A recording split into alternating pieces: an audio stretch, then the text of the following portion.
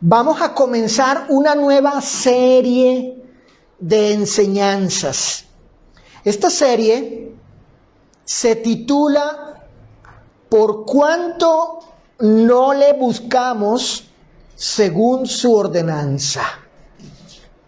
Por cuanto no le buscamos según su ordenanza. Miren, estas palabras no son de mi invención, ¿no? Este enunciado, esta frase es tomada de unas palabras del rey David, que por cierta situación que vamos a estudiar más adelante, él dijo, bueno, esto nos ha pasado, esto ha sucedido por cuanto no le buscamos según su ordenanza. Según su ordenanza, eso dijo David. Así que de allí, de estas palabras de David, de esta declaración de David, he tomado para el título de esta serie. Hoy es la primera lección.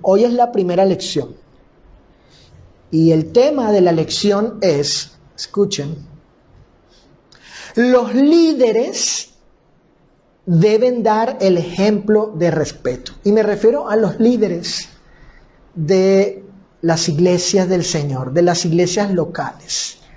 Esa es la primera lección para los que están apuntando. La primera lección es, los líderes de las iglesias deben dar el ejemplo de ¿qué cosa? De respeto. Vamos a dejarlo hasta allí.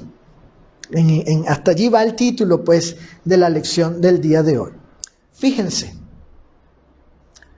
por líderes me refiero a los varones que presiden, dirigen o lideran en las iglesias locales y que hacen la función de predicadores o maestros de la Biblia.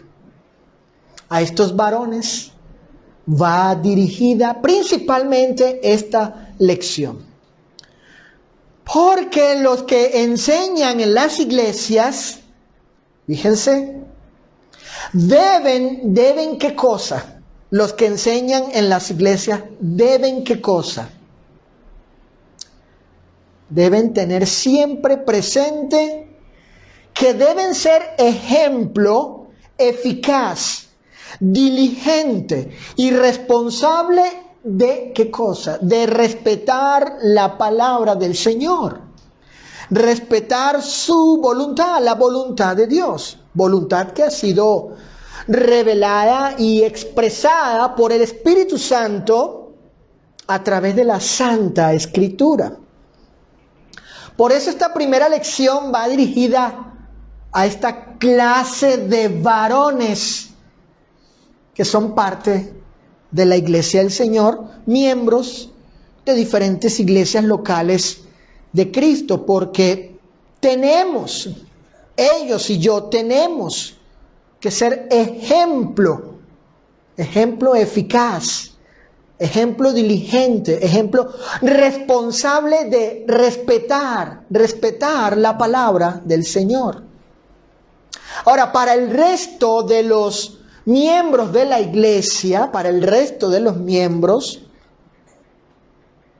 yo espero que esta lección le ayude a tener la capacidad y la habilidad ¿de qué cosa?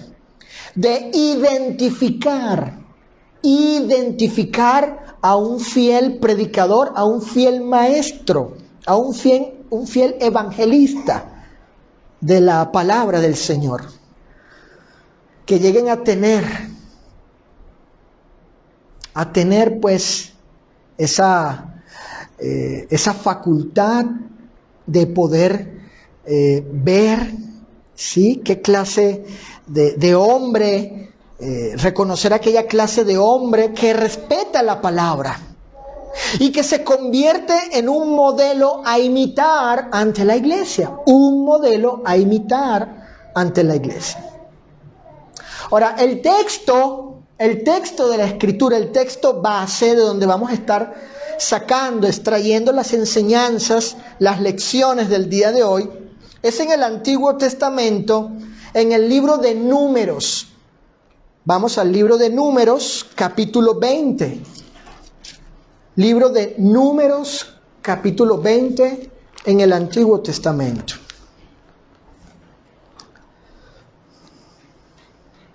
Versículos del 1 al 13. Números, capítulo 20, y vamos a hacer lectura de estos 13 versículos. Y como les dije, de allí vamos a extraer las enseñanzas de esta tarde, en esta reunión. Dice así la Escritura: llegaron los hijos de Israel, toda la congregación, al desierto de Sin, en el mes primero, y acampó el pueblo en Cades. Y allí murió María, y allí fue sepultada. María, la hermana de Moisés y Aarón. Y porque no había agua para la congregación, se juntaron contra Moisés y Aarón. Y habló el pueblo contra Moisés diciendo: ojalá hubiéramos muerto cuando perecieron nuestros hermanos delante de Jehová.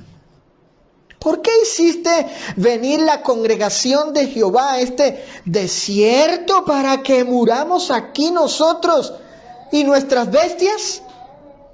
¿Y por qué nos has hecho subir de Egipto para traernos a este mal lugar? No es lugar de sementera, ni de higueras, de viñas, ni de granadas, ni aún de agua para beber.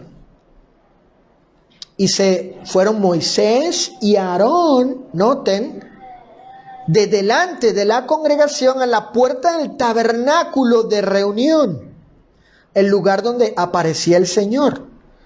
Y se postraron sobre sus rostros, y la gloria de Jehová apareció sobre ellos. Y habló, subrayen eso, y habló Jehová a Moisés diciendo: toma la vara y reúne la congregación, tú y Aarón tu hermano, y hablad, habla a la peña, háblale a la peña a vista de ellos, y ella dará su agua. Y le sacarás aguas de la peña y darás de beber a la congregación y a sus bestias. Entonces Moisés tomó la vara de delante de Jehová como él le mandó. Y reunieron Moisés y Aarón a la congregación delante de la peña o la roca. Y les dijo: oíd ahora, rebeldes, ¿os hemos de hacer salir aguas de esta peña? Entonces alzó Moisés su mano y golpeó, subrayen eso, golpeó la peña con su vara 2 veces. Y salieron muchas aguas, y bebió la congregación y sus bestias. Y Jehová, noten, dijo a Moisés y a Aarón: por cuanto no creísteis en mí para santificarme delante de los hijos de Israel, por tanto, no meteréis esta congregación en la tierra que les he dado. Estas son las aguas de la rencilla por las cuales contendieron los hijos de Israel con Jehová, y él se santificó en ellos.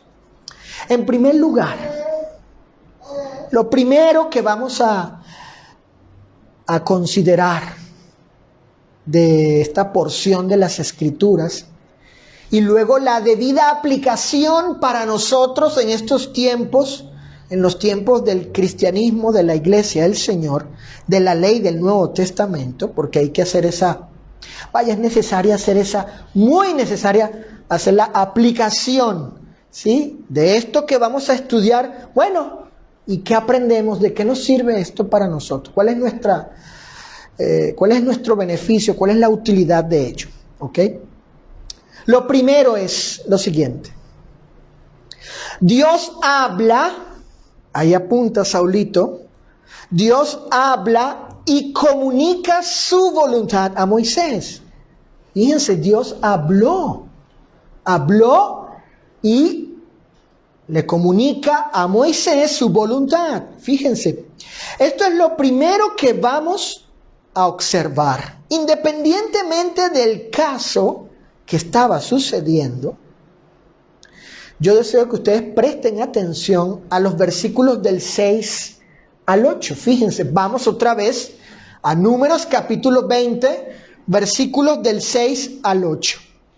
Y se fueron Moisés y Aarón de delante de la congregación a la puerta del tabernáculo de reunión donde se encontraban con el Señor, y se postraron sobre sus rostros, y la gloria de Jehová apareció sobre ellos. Noten el 7. Y habló Jehová, ¿a quién? A Moisés. Ahí habló el Señor, le habló a este líder, al líder de la congregación de Israel. Y dice el 8, toma la vara y reúne la congregación, etcétera, etcétera, etcétera. ¿Qué hace el Señor ante Moisés y Aarón? Ante estos varones, Moisés líder de la congregación de Israel y Aarón también con él. ¿Qué hace el Señor? Él les revela y les da a conocer su voluntad. El Señor ahí se les manifiesta, se les aparece, hay una teofanía, eso quiere decir una aparición divina. Y bueno, Él les revela, les da a conocer su voluntad, la voluntad del Señor. Dice el versículo 7, y habló Jehová a Moisés, etc. ¿Qué hace Jehová? Le habla a Moisés. Esto implica que le da a conocer su voluntad, y como resultado de ello, fíjense, como resultado lo que derivó en la persona de Moisés y en Aarón, que Dios hablara y se comunicara dándoles a conocer su voluntad. Como resultado, ahora Moisés, ¿qué conocía? ¿Qué llegó a conocer? ¿Qué llegó a saber? ¿La voluntad de quién? La voluntad de Dios, exactamente. Miren, hoy en día, tenemos la voluntad de Dios revelada y escrita en el Nuevo Testamento. Los 27 libros inspirados y autorizados para la iglesia desde su establecimiento en Jerusalén hace casi 2000 años. No estoy diciendo que los 39 libros del Antiguo Testamento no sean palabra de Dios. De hecho, hoy estamos estudiando, ¿no?, del Antiguo Testamento, de un libro del Antiguo Testamento. Pero la voluntad, los deseos de Dios, ¿sí?, los mandamientos de Dios, la ley de Dios, lo que quiere Dios para tu vida, para nuestra vida, su ley, su norma divina, su estándar divino, sus preceptos, hoy en día se encuentran, su ley, sus mandamientos, es decir, su voluntad para el hombre hoy se encuentra en el Nuevo Testamento, en los 27 libros del Nuevo Testamento. Al hablar de la voluntad de Dios, fíjense, estamos hablando de su voluntad decretada, de su doctrina, de su ley, sus mandamientos, su norma divina para el hombre hoy en día.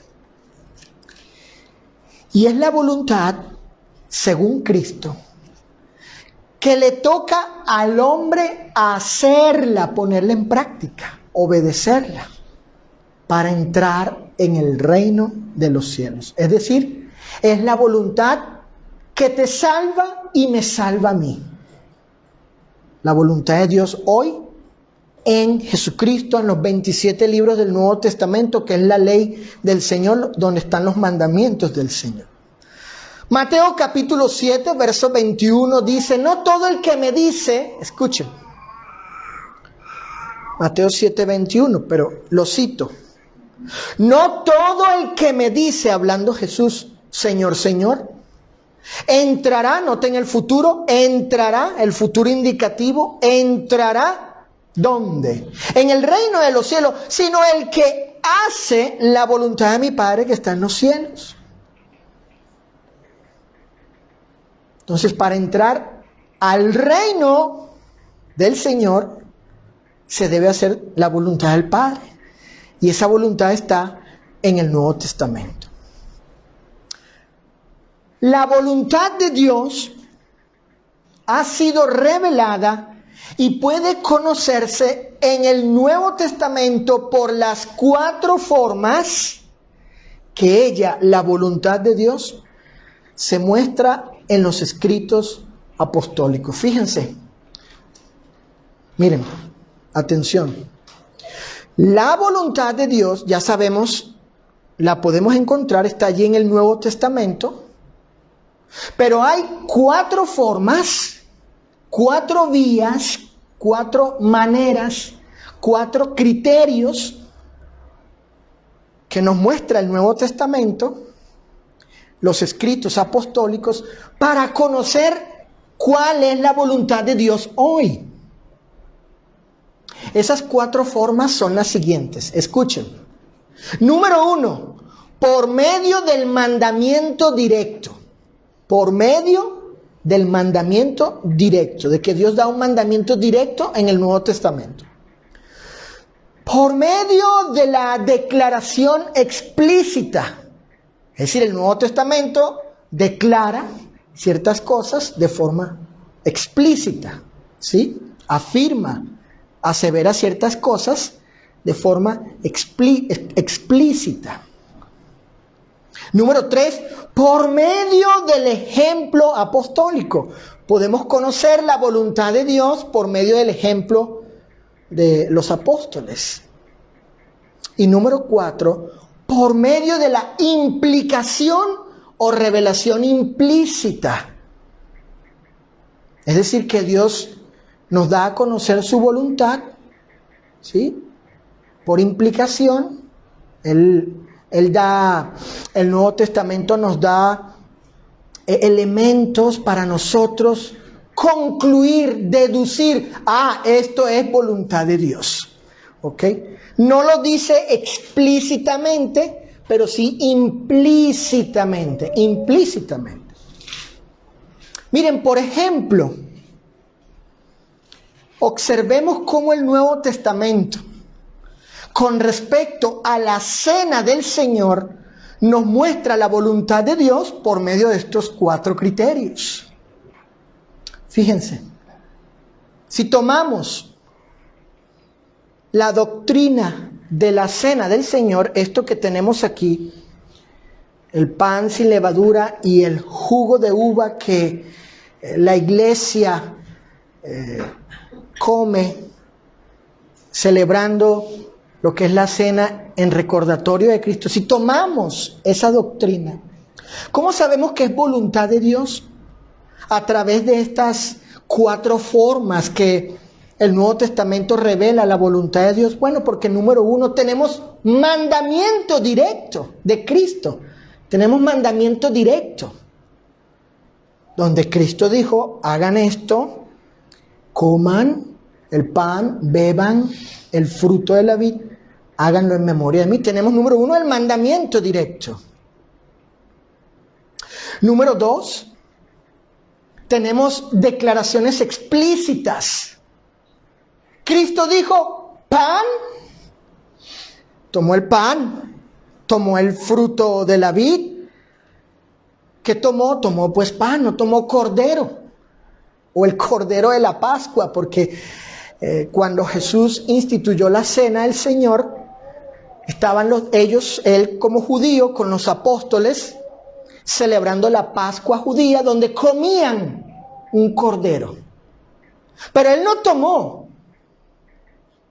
carne de cordero para decir, este es mi cuerpo, o sidra, o cualquier otro fruto en jugo para decir, esto es mi sangre. No, él de manera específica, ¿sí?, tomó pan y tomó el jugo de uva y dijo, el pan es mi cuerpo, el jugo de uva es mi sangre. Entonces, en segundo lugar, tenemos esas expresiones claras, explícitas del Señor, esas declaraciones específicas. Número 3, tenemos el ejemplo apostólico del apóstol Pablo tomando la cena del Señor, tomándola él un día domingo. Ahí tenemos en las Escrituras al apóstol Pablo congregándose en una reunión como esta, en una iglesia local como esta, un día domingo como hoy, y tomó la cena del Señor junto allí con los hermanos. Entonces tenemos el ejemplo de Pablo.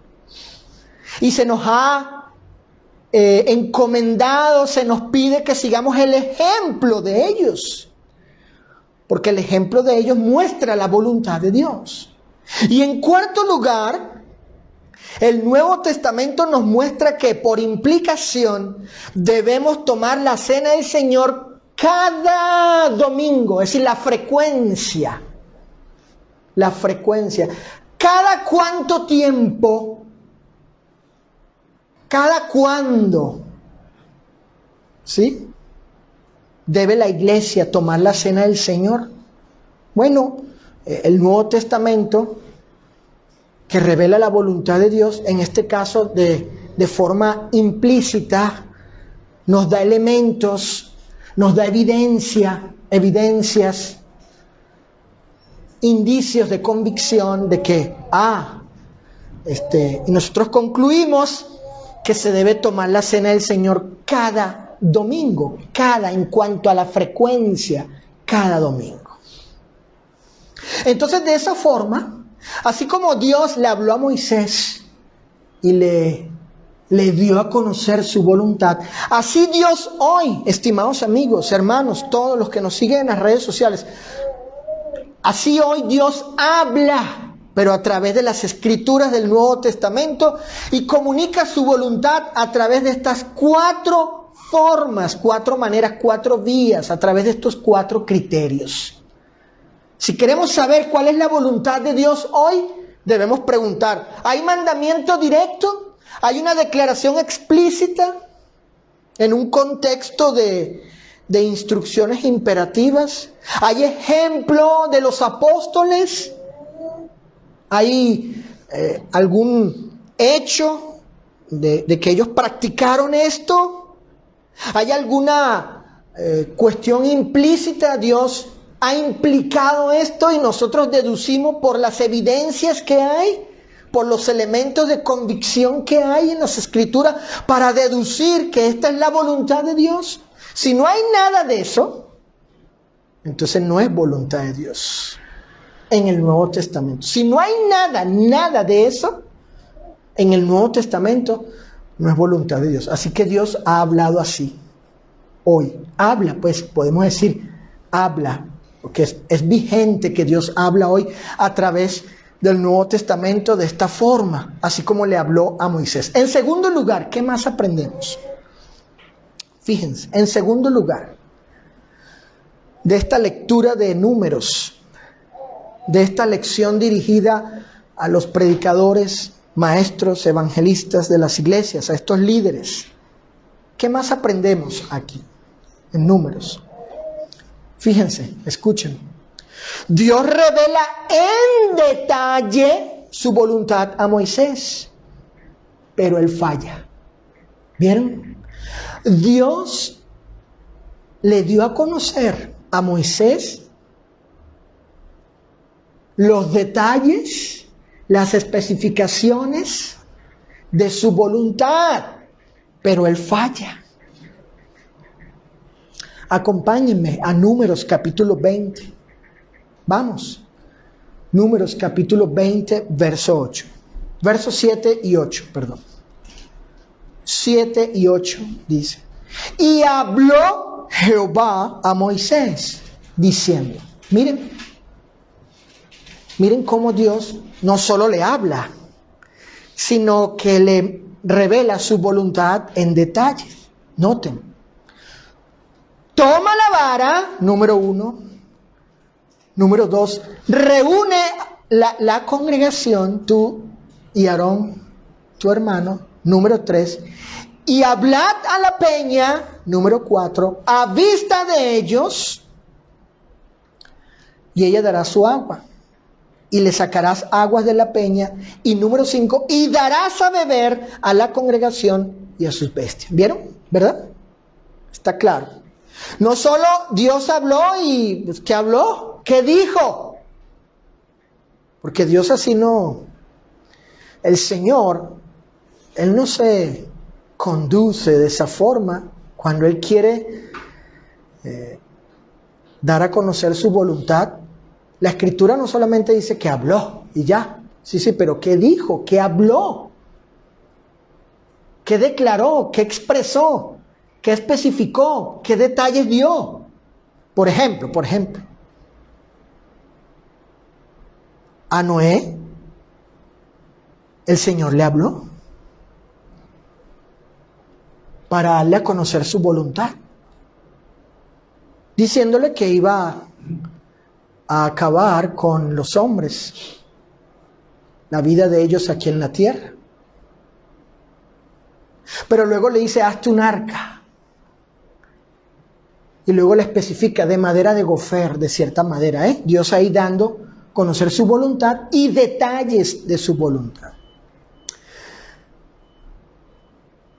Según los versículos 7 y 8 de Números, el Señor no solo le habla a Moisés, sino que le dio ciertas especificaciones a Moisés de su voluntad, a este líder de la congregación de Israel. Como acabo de mencionar, vemos aquí las especificaciones que dio el Señor. Entonces, Dios fue específico a Moisés al revelarle en detalle su voluntad. Por tanto, Moisés debía cumplir exactamente con lo que el Señor le había ordenado. Exactamente, precisamente, ni más ni menos. Sin embargo, fíjense mis estimados, ¿cumplió Moisés con la voluntad de Dios? En una pequeña parte. En una pequeña parte sí. Pero no la cumplió en todo lo que el Señor le había mandado. Y aunque había hecho esa pequeña parte, eso no lo eximió, no lo libró del juicio de Dios por no haber hecho todo lo que el Señor le había mandado. No bastaba con que hiciera esa pequeña parte. Fíjense, ¿cumplió Moisés con la voluntad de Dios? Según el contexto de Números 20, Moisés comenzó haciendo dos cosas de lo que el Señor le había ordenado. Tomó la vara y reunió a la congregación de Israel. Aparentemente él iba a hacer todo lo que el Señor le especificó que hiciese, pero no. Sin embargo, no fue así. Los versículos 10 y 11 muestran que la insubordinación, la falta de sujeción o rebelión a la voluntad específica de Dios comenzó cuando Moisés le habla al pueblo diciéndoles: escuchen ustedes, rebeldes, ¿es que tendremos que sacarles agua de esta roca? Hermanos, el Señor nunca le mandó a Moisés hablarle al pueblo, sino a la peña a la vista de ellos. Luego, Dios nunca le mandó a Moisés a atribuirse, a adjudicarse ser quien sacara el agua de la peña, como si fuese una obra de él y de Aarón. Dicen ellos, dijeron pues Moisés y Aarón, ¿es que tendremos que sacarles agua de esta roca? Luego Moisés continúa su desobediencia cuando, en vez de hablarle a la peña conforme al mandato específico del Señor, él toma su vara y la golpea 2 veces. ¡Pah! Y ¡pah! Sin embargo, el Señor nunca le mandó tal cosa a Moisés. Alzó Moisés su mano y golpeó la peña con su vara 2 veces. Acompáñenme al versículo 10. Noten, dice Números 20:10. Y reunieron Moisés y Aarón a la congregación de delante de la peña. Hasta ahí van bien. Pero noten, y les dijo, oíd ahora, rebeldes. El Señor nunca le dijo, háblales a ellos, háblales y diles así de esta manera. No. Luego pregunta Moisés y Aarón, ¿os hemos de hacer salir agua de esta peña? Tampoco el Señor les ordenó tal cosa. Que se atribuyeran como si fuese una obra de ellos el hacer esto. Dice el 11, entonces alzó Moisés su mano y golpeó la peña con su vara 2 veces.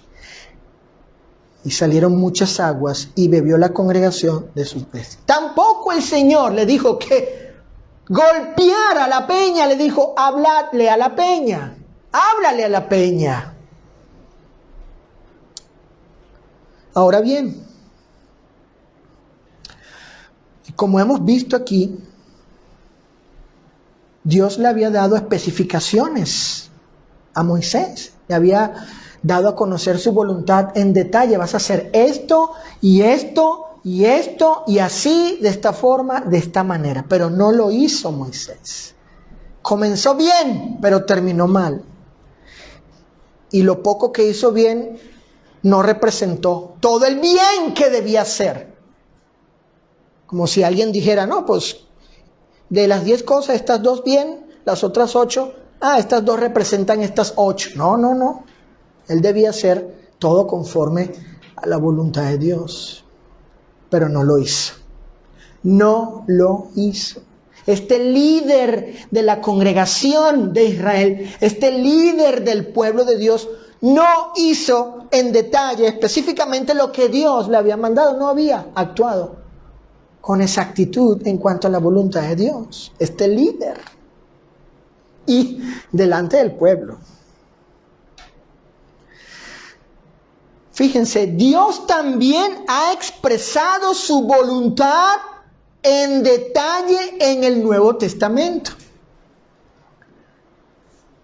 En los 27 libros del Nuevo Testamento, donde hoy conocemos la voluntad de Dios, su ley, sus mandamientos,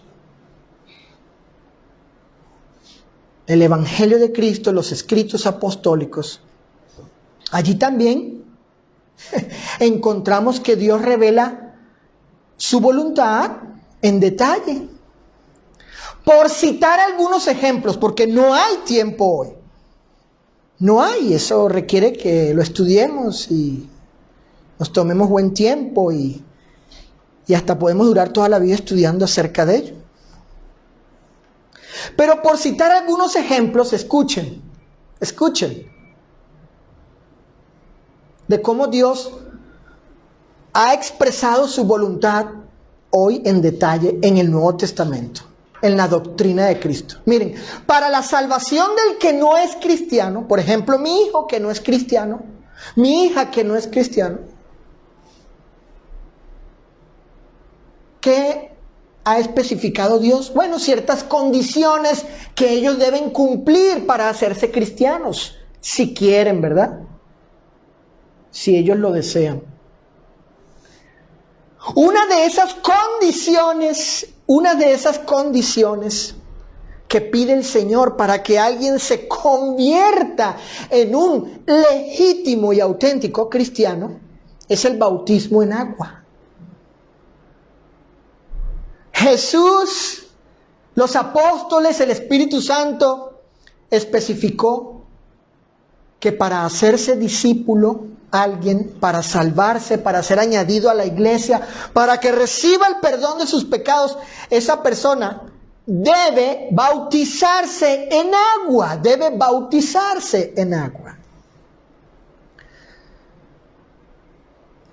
Pero muchos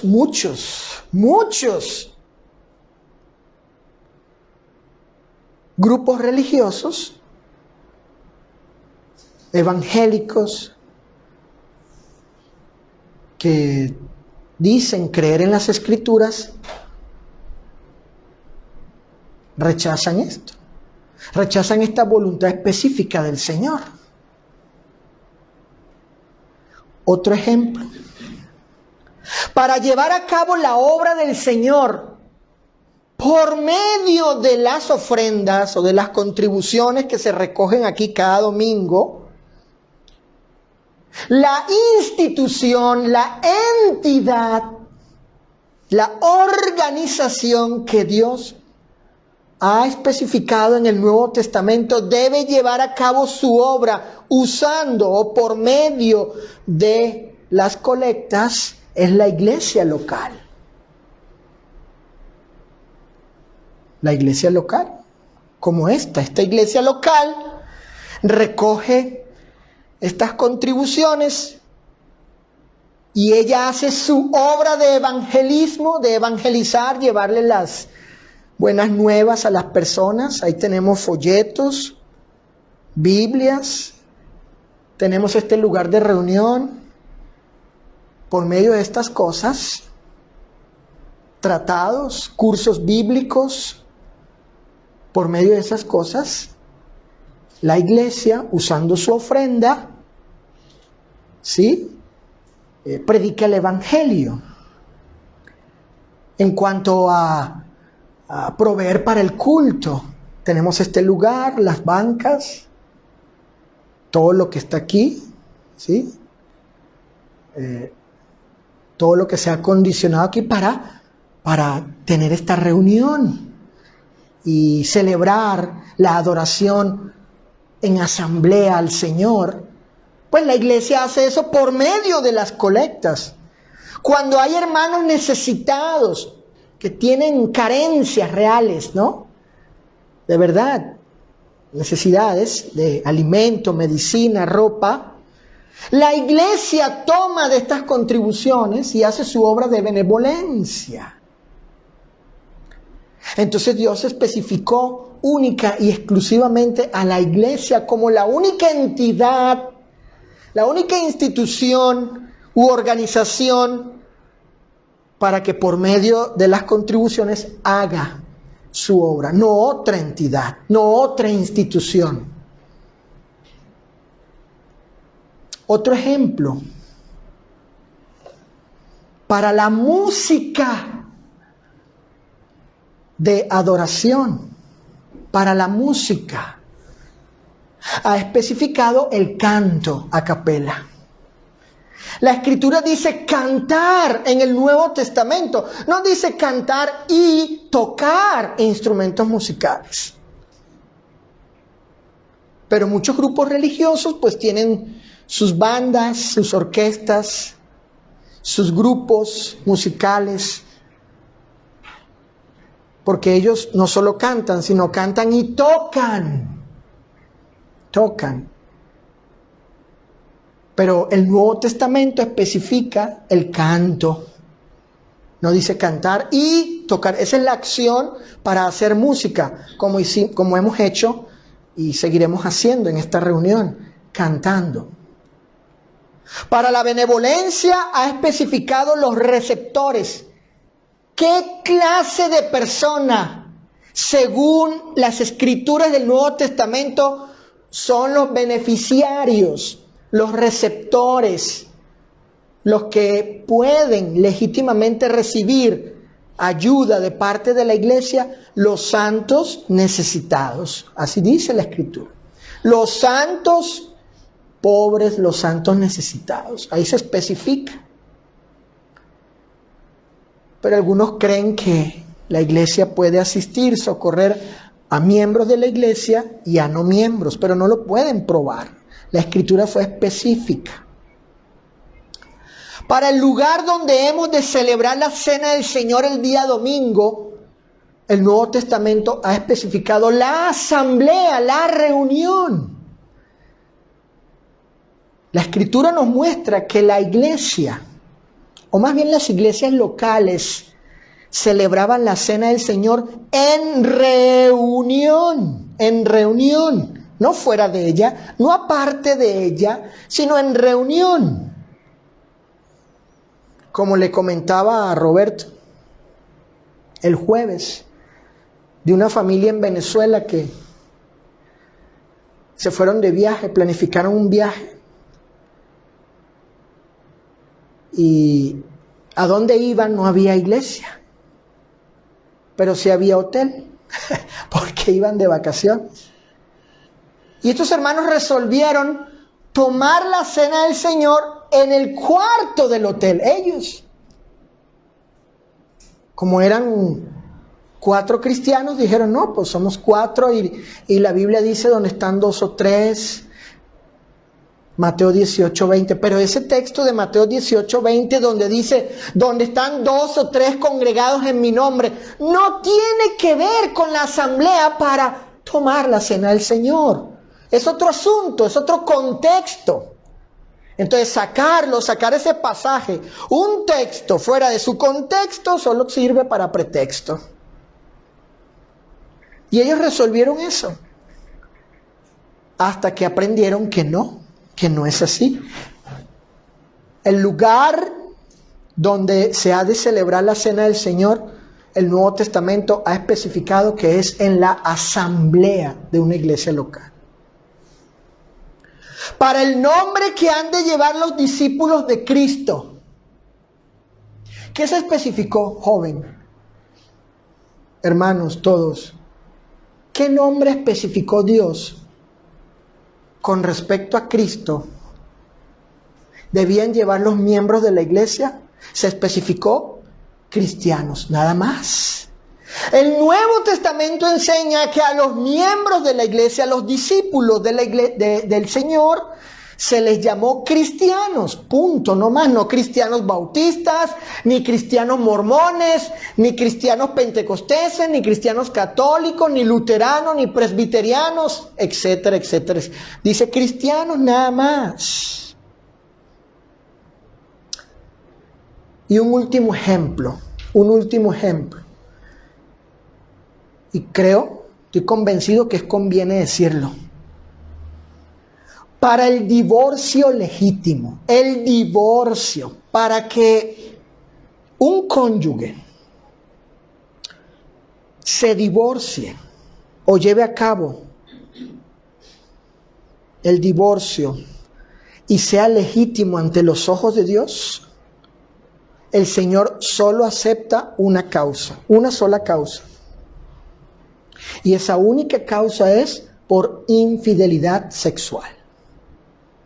Que el cónyuge le haya sido infiel, que haya cometido fornicación. Esa es la única causa que Dios da y por ende autoriza para que es el cónyuge inocente, el cónyuge no fornicario, el cónyuge ofendido por ese acto de su pareja, diga, ¿sabes qué? Me divorcio de ti. Por eso que has hecho. Esa es la única causa especificada en el Nuevo Testamento para que se lleve a cabo un divorcio legítimo ante los ojos del Señor. De lo contrario, no. No hay otra causa que permita el divorcio. En tercer lugar, en tercer y último punto de esta lección, ¿qué más aprendemos de esta lectura de Números 20? ¿Qué más aprendemos? En particular para los líderes de las iglesias, los maestros, los predicadores, los evangelistas y el resto de los miembros, que ustedes puedan fijarse, identificar a aquellos líderes, aquellos varones, aquellos predicadores, aquellos evangelistas, maestros, pastores, ancianos, obispos, diáconos, aquellos líderes que realmente están dándonos un ejemplo de respeto a la sagrada palabra del Señor. ¿Qué más nos enseña Números 20? En tercer lugar, nos enseña las consecuencias de la incredulidad de Moisés. Las consecuencias. Lo que derivó, lo que resultó, lo que vino por causa de la incredulidad de Moisés. Miren, si vamos a Números, capítulo 20, leamos allí un momento Números, otra vez, 20. Dice el versículo 12, noten el 12. Un solo versículo, pero miren las palabras del Señor. Perdón, dice el verso 12. Y Jehová dijo a Moisés y a Aarón, subrayen, por cuanto no creísteis en mí. ¿Vieron? Por eso el punto es las consecuencias de la incredulidad de Moisés. Por cuanto no creísteis en mí, te hiciste incrédulo. ¿Para qué cosa? Había propósito de que creyera en el Señor, para santificarme delante de los hijos de Israel. Por tanto, es decir, a causa de esto, en consecuencia, no meteréis esta congregación en la tierra que les he dado. Es decir, en otras palabras, y con otros pasajes vemos que el Señor le prohibió a Moisés entrar a la tierra prometida. No vas a entrar. Punto. No vas a entrar. Punto. Por esto que hiciste. Como ya hemos visto, el Señor le dio a conocer su voluntad al líder de la congregación de Israel. Y no solo esto, sino que el Señor le dio también especificaciones o precisiones de cuál era su voluntad, la cual Moisés, como líder de la congregación, debía llevar a cabo tal cual como el Señor le había ordenado. No obstante, Moisés, como líder, falló, erró en el cumplimiento de aquello que ordenó el Señor hiciese ante la congregación de Israel, y sufrió la consecuencia final de no entrar a la tierra prometida. Fíjense, él debía obedecer a Dios, santificarlo, obedecerlo, tratarlo como merece el Señor, con respeto. Por eso la lección se llama: los líderes deben respetar, ¿qué cosa? La palabra de Dios, al Señor. Y hacerlo delante del pueblo, delante de la congregación de Israel, pero no lo hizo. Observemos lo que dice el Señor con respecto a los hechos de Moisés, para conocer cómo calificó Dios lo que hizo el líder de la congregación de Israel. ¿Cómo calificó Dios los actos de Moisés? Número 1. Y Jehová dijo a Moisés y a Aarón, por cuanto no, ¿qué dice? No creísteis en mí. Noten cuidadosamente que el Señor valora y juzga los hechos de Moisés como un acto de incredulidad. Pero ¿cómo es posible esto si él creía en el Señor, verdad? O sea, ¿cómo el Señor no creíste? Pero si hemos visto que sí creía en él. Bueno, porque la Escritura no está hablando si Moisés creía que Dios existe. No, ese no es el tipo de incredulidad de la cual está hablando la Biblia. Si Moisés creía o no en que Dios existe, no. Se refiere al creer en el sentido de obedecer. Obedecer. De someterse uno a la voluntad de Dios. De cumplir con su palabra revelada específicamente. Es la aceptación de Dios y de su autoridad. De cumplir sus designios, la aceptación de su palabra para hacer conforme a lo que Él ha mandado. En ese sentido es el creer aquí. El creer aquí del versículo 12, por cuanto no creísteis en mí, no tiene que ver con que si Moisés estaba convencido de que Dios existe o existía en el tiempo de él. No, tiene que ver con obediencia. En segundo lugar, Dios le señala a Moisés que por no haber creído en él, es decir, no haberle obedecido haciendo lo que el Señor le había especificado hiciese según su palabra, tal cual como él le había detallado hiciese, él como líder no santificó a Dios delante de la congregación de Israel. Noten, ¿cómo dice el texto? Vayan al texto, al verso 12. Por cuanto no creísteis en mí, ¿para qué cosa? ¿Para qué cosa? Para santificarme delante de ¿quiénes? Delante de los hijos de Israel, delante de los hebreos, delante de los israelitas. En otras palabras, Moisés tenía la responsabilidad como líder de la congregación de santificar, es decir, de honrar, respetar y reverenciar al Señor y su palabra delante de los israelitas. ¿Cómo? ¿Cómo?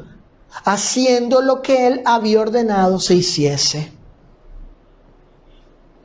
Moisés olvidó, escuchen esto, ojo con esto que voy a decir, con este enunciado, fíjense, Moisés olvidó que no estaba tratando con una persona común, con cualquier persona. No, él estaba tratando con el mismo Dios omnipotente y santo y con sus mandamientos y ordenanzas. En el libro de Levítico, escuchen este texto. En el libro de Levítico, capítulo 10, verso 3, el Señor dijo, por una situación que pasó allí con algunos llamados sacerdotes, y de hecho esa va a ser una lección que vamos a estudiar, y no quiero dar más detalles al respecto, pero por una situación que pasó con ciertos hombres que estaban dedicados, eran los líderes del culto al Señor, ellos cometieron un error, fallaron, actuaron con presunción en cuanto a los mandatos de Dios, y el Señor dijo lo siguiente: los sacerdotes que se me acerquen tienen que respetarme. Les mostraré mi santidad y así todo el pueblo me respetará. ¿Vieron? Esto fue lo que no hizo Moisés. Según el libro de Levítico, capítulo 10, verso 3, el Señor está diciendo allí, pues los que, en este caso los que administraban el culto, tienen que respetarme, tienen que reverenciarme, tienen que santificarme. Y así el pueblo, sí, porque los líderes, ¿no? Los líderes tenían esa responsabilidad Los maestros hoy en día de las iglesias, los que dirigen el culto, etcétera, los que enseñan, tenemos esa responsabilidad. Pero aquí estos tenían esta responsabilidad y esto fue lo que no hizo Moisés ante los israelitas. El Señor le dijo a Moisés y a Aarón, más adelante, ya para el versículo 24 de Números 20, el Señor le dijo a ellos, fuisteis rebeldes a mi mandato en el desierto de Sin. Fueron ustedes rebeldes, se insubordinaron, no me obedecieron a estos líderes. Moisés y Aarón, que actuó, escuchen, Aarón actuó en silenciosa complicidad. Fue cómplice con Moisés. Ellos actuaron con rebelión, insubordinación, al no hacer la voluntad específica de Dios. Ahora bien, escuchen esto. Fíjense. Es cierto, ojo, es cierto que Dios nunca le prohibió a Moisés hacer lo que hizo, ¿verdad? Por ejemplo, Dios nunca le dijo, tienes prohibido golpear la peña, no lo hagas. No golpees la peña porque es pecado. Cuidado, no lo hagas. Tienes prohibido tomar la vara y golpear la peña. ¿Le dijo eso Dios a Moisés? No. Él nunca le dijo, tienes prohibido hacer esto, esto y esto. Por ejemplo, en el caso de, con respecto a la peña, a la roca. Pero este caso de Moisés y otros que vamos a ver,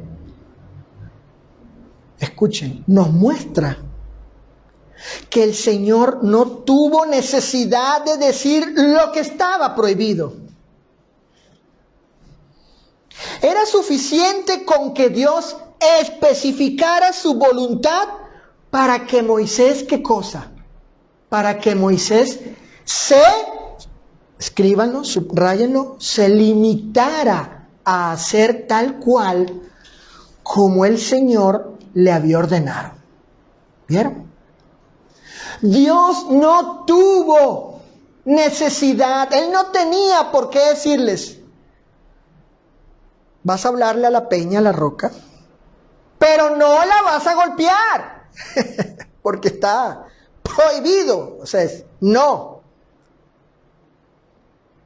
Dios no tuvo necesidad de darle un mandamiento prohibitivo, porque Moisés solamente debía limitarse a hacer ¿qué cosa? A hacer exacto lo que Dios le había mandado, nada más. ¿Es su hijo? Cuando usted, supongo, en alguna ocasión le has dicho a tu hijo,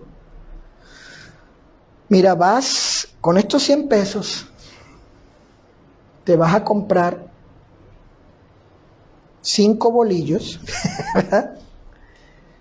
50 de queso y una barrita de mantequilla de 15, total 100 pesos. Yo supongo que usted lo ha hecho en alguna ocasión, ¿verdad? Le ha dado, como yo a mis hijos, algún tipo de mandamiento específico, haz esto así. ¿Tenemos nosotros los padres que darle una lista de lo que no queremos? Exacto, no. Porque en este caso la autoridad, los padres, ¿verdad? Le están diciendo al hijo, esto es lo que vas a traer, esto es lo que vas a hacer. Y el hijo lo que tiene que hacer es que limitarse a cumplir lo que, en este caso, sus padres le han ordenado, ¿verdad? Hacer. No debe venir el hijo y traer, no comprar la mantequilla y traerse unos fritos y luego que usted le diga o yo le diga a mis hijos, ¿y estos fritos qué? No, pues es que no me dijiste que no. No me dijiste que no, ¿verdad?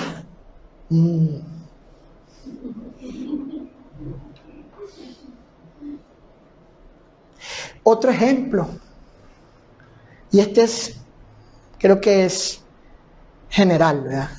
Vamos con un doctor. Él nos prescribe, ¿verdad? Una receta, ¿sí? Se dice aquí una receta. Vas a tomar ibuprofeno cada 8 horas de 500 miligramos. ¿Necesita el doctor decirnos lo que no debemos tomar? Es decir, vas a tomar ibuprofeno, pero no vas a comprarte Pectobismol, no vas a tomar Pectobismol. Ni vas a comprarte, tampoco vas a tomar alguna pastilla para el corazón, ¿verdad? Ahorita no recuerdo, losartán, no sé, creo, ¿verdad? Para el corazón, no vas a tomar eso, ¿no? O sea, una lista, no.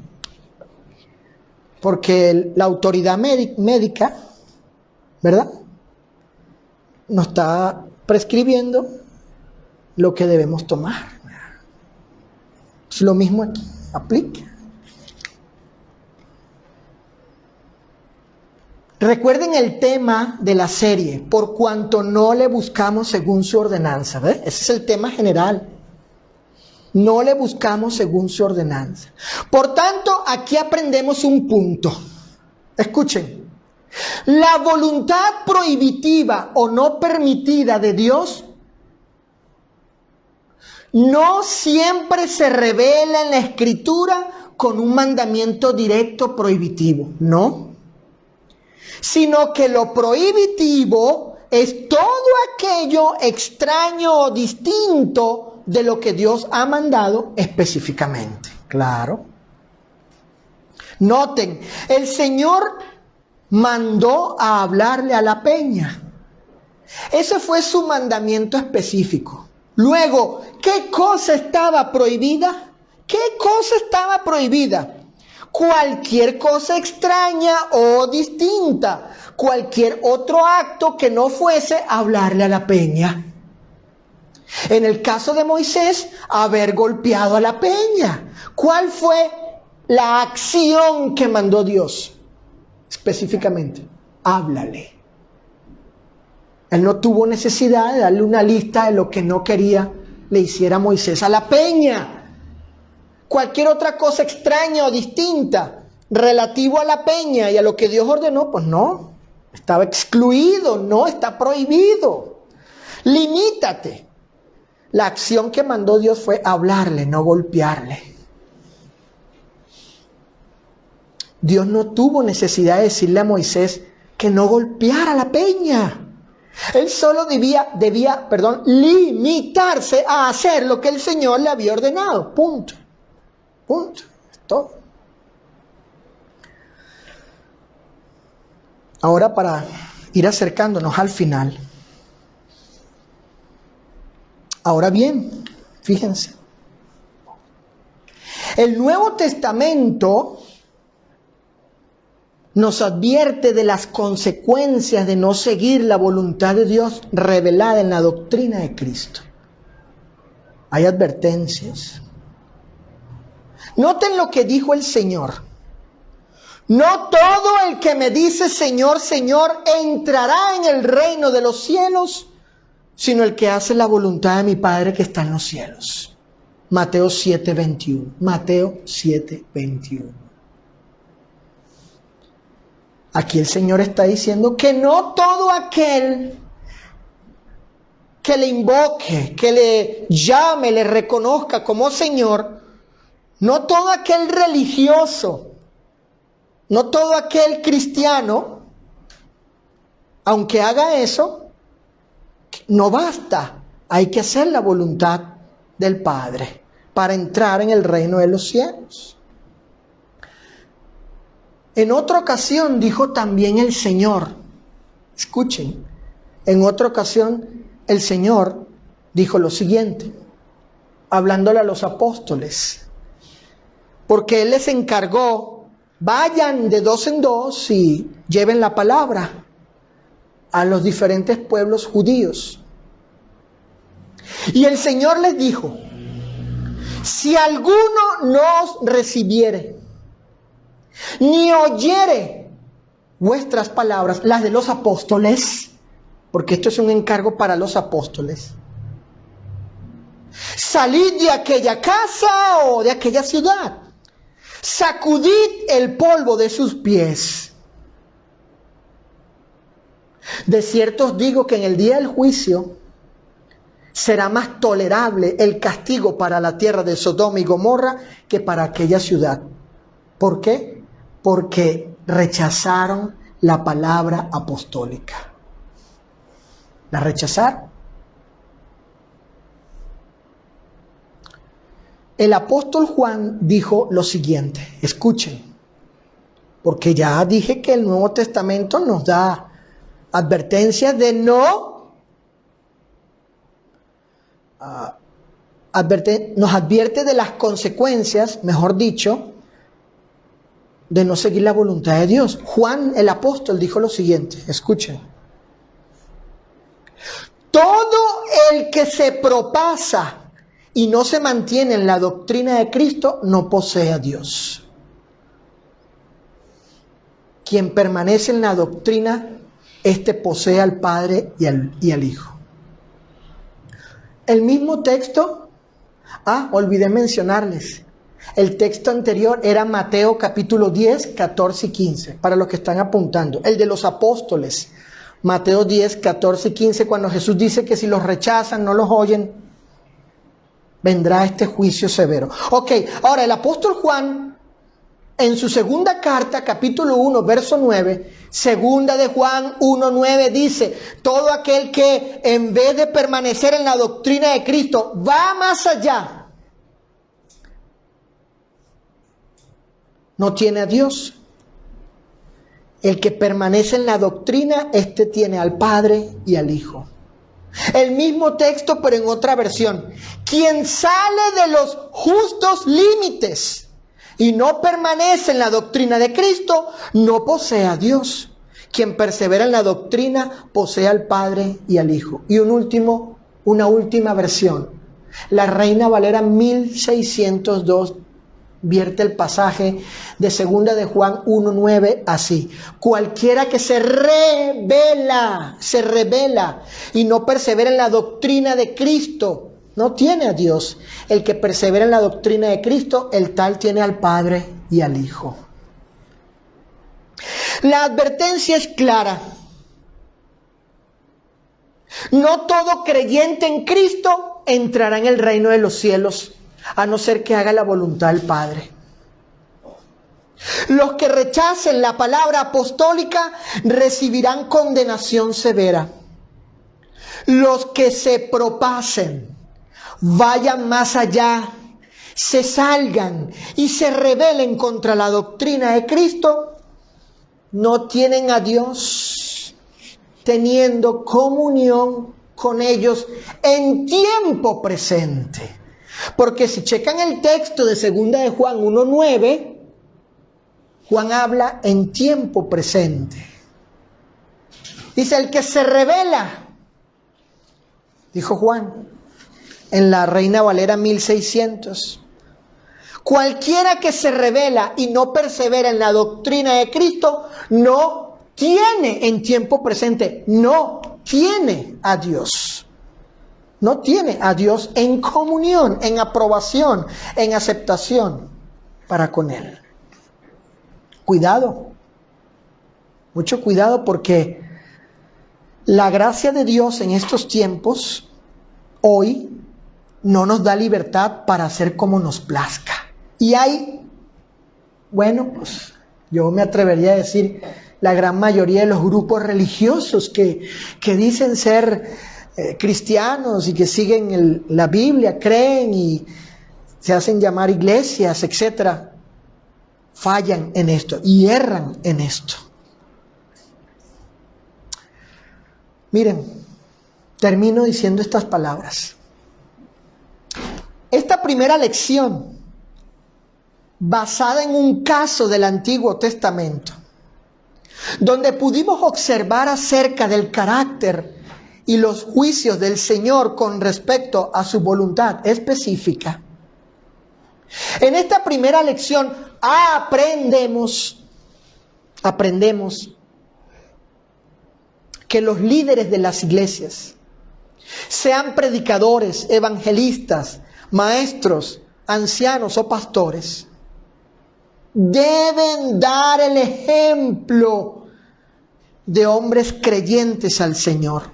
Es decir, de hombres que aceptan y se someten a su palabra. Deben dar ese ejemplo.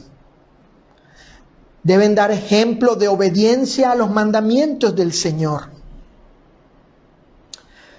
Deben dar ejemplo de que cumplen la ley de Cristo tal cual como Él la ha declarado en su doctrina. Líderes que deben santificar a Dios ante el pueblo del Señor. Esto es, que ellos deben dar ejemplo de respeto a la palabra de Dios. Deben dar el ejemplo de que la cumplen tal cual como Él la ha revelado en el Nuevo Testamento. Ejemplo de tratar las cosas sagradas, las cosas santas, a Dios y su ley, con reverencia, con temor y respeto. Ejemplo de obediencia al Nuevo Testamento, que es nuestra única, suficiente, perfecta y verdadera norma de fe, conducta y práctica religiosa. Esa es la clase de líderes que el Señor desea haya en su iglesia. Así que quisiera preguntarles a los varones de esta congregación, aquellos hermanos que nos siguen en las redes sociales, pero varones que son evangelistas, predicadores, maestros, pastores. Quisiera preguntarles si alguno de ellos, es de esta clase de hombre. Si somos, me incluyo, si somos de esta clase de hombre que el Señor espera haya en su iglesia.